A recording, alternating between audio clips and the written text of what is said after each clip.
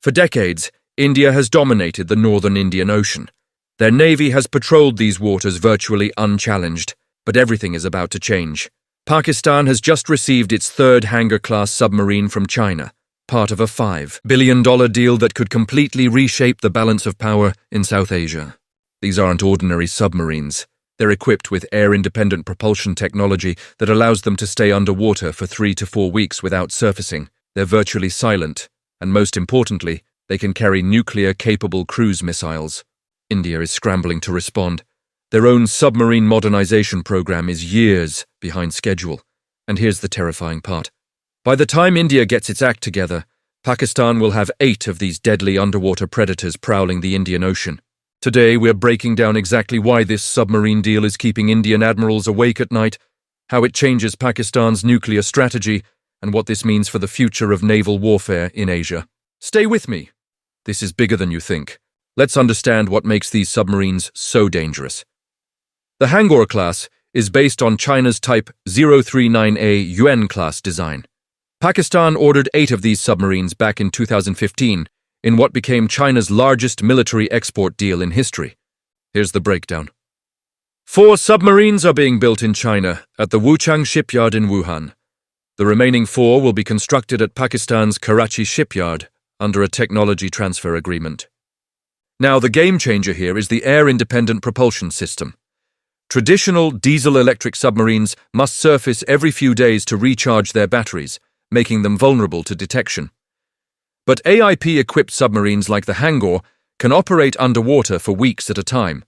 These boats are approximately 76 meters long, displace 2,800 tons, and can dive to depths of around 300 meters.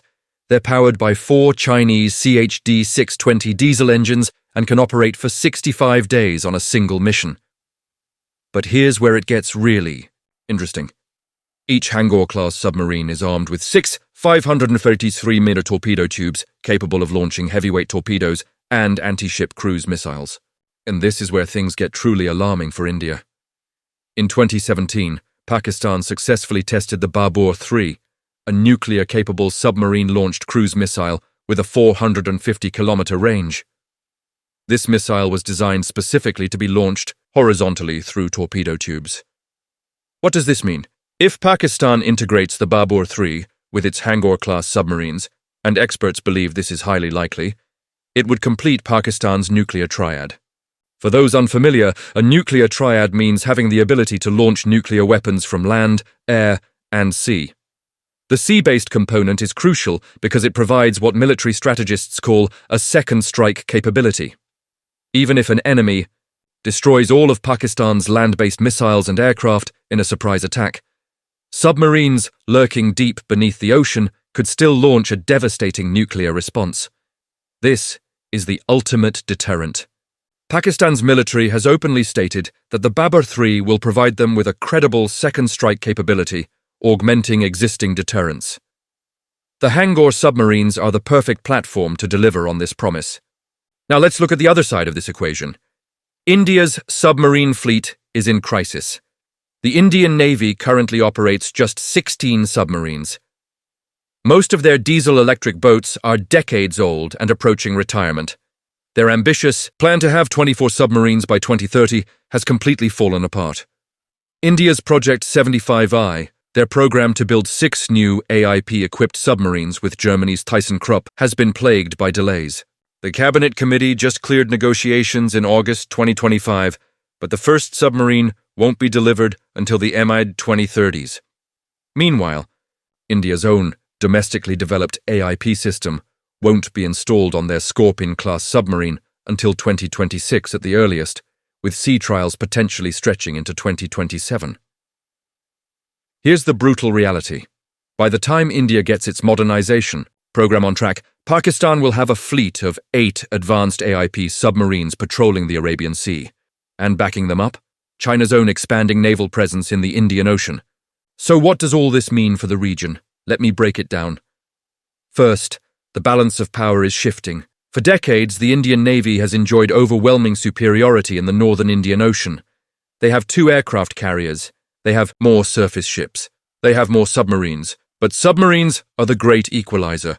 A single modern submarine can threaten an entire carrier battle group. 8 Hangor-class submarines operating with AIP technology create what military analysts call an anti-access area denial capability, or A2AD. This means Pakistan can now effectively deny India free movement in key waters, something that was previously unthinkable. Second, China's strategic footprint expands. This submarine deal isn't just about Pakistan. It's about China projecting power into the Indian Ocean. Beijing has already built ports in Gwadar, Pakistan, and Hambantota, Sri Lanka.